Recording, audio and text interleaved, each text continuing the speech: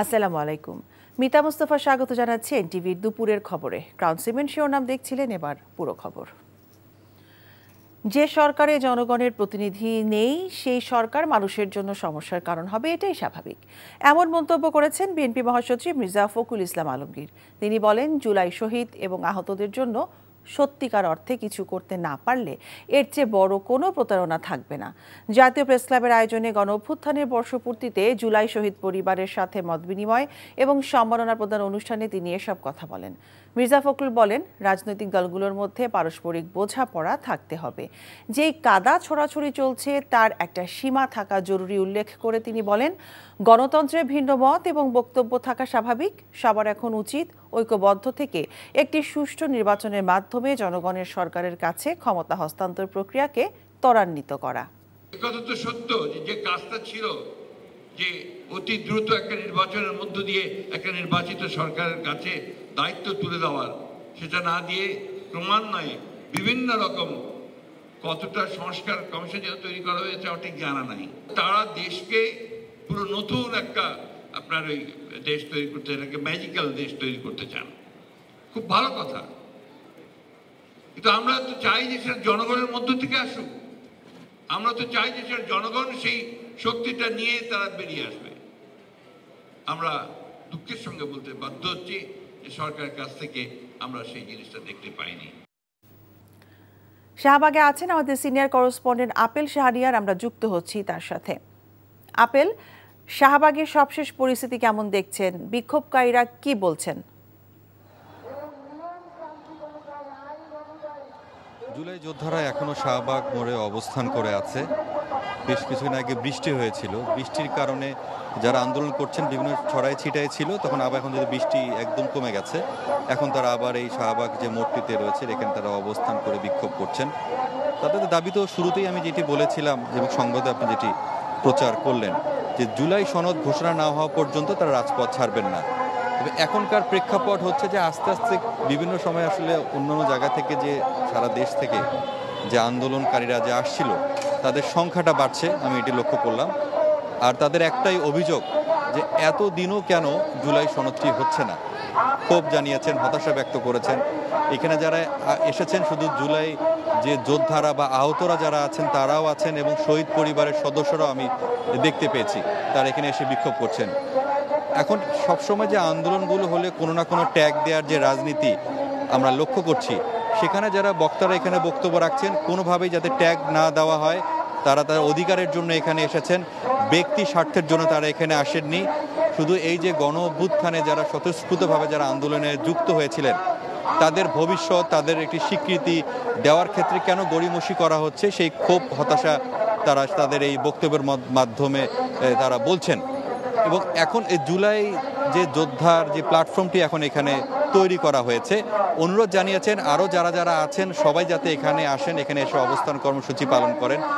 এবং পুলিশের একটি ব্যাপক উপস্থিতি আমরা প্রথমে শুরুর দিকে দেখেছিলাম, তবে এখন একদমই নেই, একদম থমথমে অবস্থা বলা যাবে না।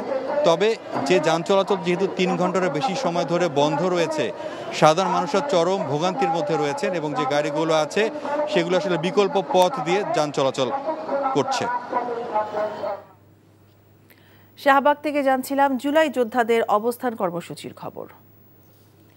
জুলাই সনদ নিয়ে রাজনৈতিক দলগুলোর সঙ্গে আজকের মধ্যে আলোচনা শেষ করতে চান বলে জানিয়েছেন জাতীয় ঐকমত্য কমিশনের সহসভাপতি অধ্যাপক ডক্টর আলী রিয়াজ। একই সঙ্গে তিনি বলেছেন, রাজনৈতিক দলগুলোর মতামতের প্রতিফলন ঘটিয়েই সনদ তৈরি করা হবে। সকালে রাজধানীর ফরেন সার্ভিস একাডেমিতে দ্বিতীয় ধাপে 23তম দিনের আলোচনার শুরুতে এসব কথা বলেন অধ্যাপক আলী রিয়াজ। তিনি আরও বলেন, জুলাই সনদের বাস্তবায়নের দায়িত্ব রাজনৈতিক দলগুলোর। এ বিষয়ে কমিশন অনুঘটকের কাজ করবে। বিএনপি, জামায়াত, এনসিপি সহ মোট 30টি দলের প্রতিনিধিরা অংশ নিয়েছেন ঐকমত্য কমিশনের সংলাপে। আজকের আলোচ্য সূচির মধ্যে রয়েছে সরকারি কর্ম কমিশন, দুর্নীতি দমন কমিশন, মহা হিসাব নিরীক্ষক এবং নিয়ন্ত্রক এবং ন্যায়পাল নিয়োগ বিধান। এছাড়া উচ্চকক্ষের গঠন, সদস্য নির্বাচনের পদ্ধতি, রাষ্ট্রপতি নির্বাচন পদ্ধতি, রাষ্ট্রপতির ক্ষমতা এবং দায়িত্ব, তত্ত্বাবধায়ক সরকার নিয়েও আজকের আলোচনায় সমঝোতায় পৌঁছতে চায় কমিশন। আমি আজকে এই আলোচনার দ্বিতীয় পর্বের সমাপ্তি টানব। এখানে যেগুলোর বিষয়ে ঐকমত্য হয়েছে হবে সেগুলোর পাশাপাশি যেগুলোর ব্যাপারে নোট অফ ডিসেন্ট থাকবে সেগুলিও থাকবে এবং তার চূড়ান্ত খসড়াটা আমরা খুব শিগগিরই আপনাদের কাছে দেব, যেটাতে আপনারা স্বাক্ষর করবেন বলে আমরা আশা করছি। রাজনৈতিক দলগুলোর পারস্পরিক আলোচনার মধ্য দিয়ে এটা সমাধানে পৌঁছানো সম্ভব এবং আপনারা সেটা অব্যাহত রাখবেন। আমরা অনুঘটকের কাজ করব। এ বিষয়ে জানাতে ফরেন সার্ভিস একাডেমি থেকে যুক্ত হচ্ছেন আমাদের স্পেশাল করেসপন্ডেন্ট নজরানা চৌধুরী। নজরানা, এখন পর্যন্ত কোন কোন বিষয় ঐকমত্য হয়েছে আপনি কি জানতে পেরেছেন?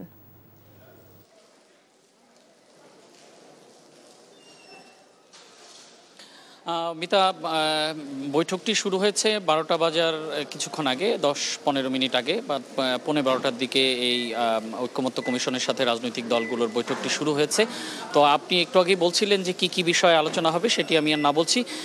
প্রথমেই আলোচনা হয়েছে এই যে দুর্নীতি দমন কমিশন এবং মহা হিসাব নিরীক্ষক এবং নিয়ন্ত্রক ন্যায়পাল, এই যে সরকারি কর্ম কমিশন, এইটি নিয়োগের যেই একটি বিধান ছিল, সেই বিধানটিকে জাতীয় ঐকমত্য কমিশনের পক্ষ থেকে একটি সিদ্ধান্ত দেওয়া হয়েছে যে তারা চান, কমিশন চায় এই বিধানটি আসলে সংবিধানে অন্তর্ভুক্ত করার জন্য, মানে সেটি একটি সাংবিধানিক বাধ্যবাধকতা হবে।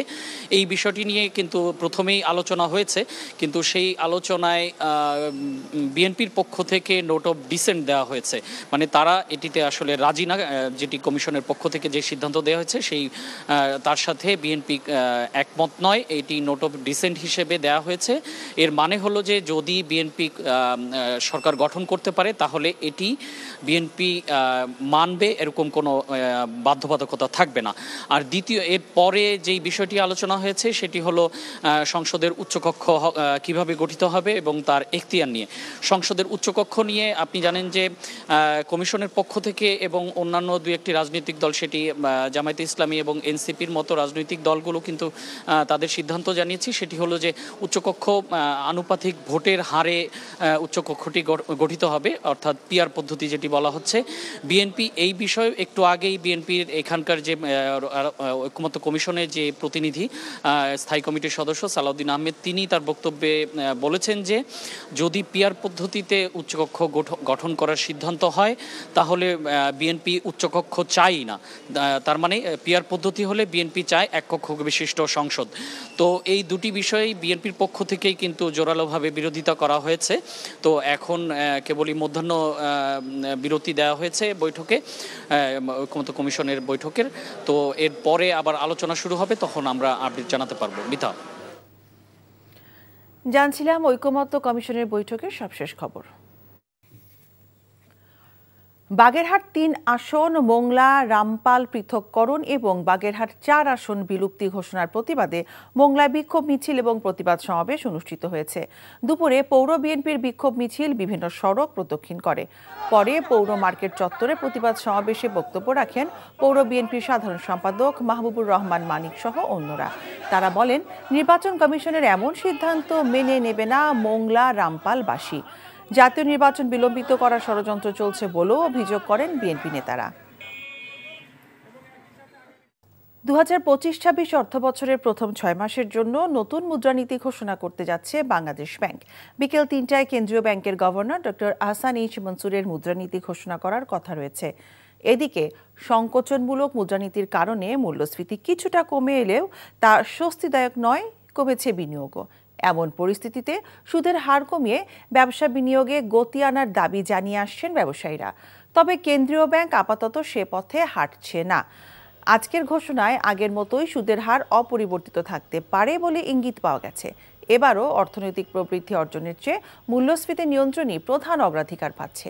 চলতি অর্থবছরের বাজেটে আগামী বছরের জুন নাগাদ গড় মূল্যস্ফীতি 6.50% নামিয়ে আনার লক্ষ্যমাত্রা রয়েছে, আর প্রবৃদ্ধির লক্ষ্যমাত্রা রয়েছে 5.50%।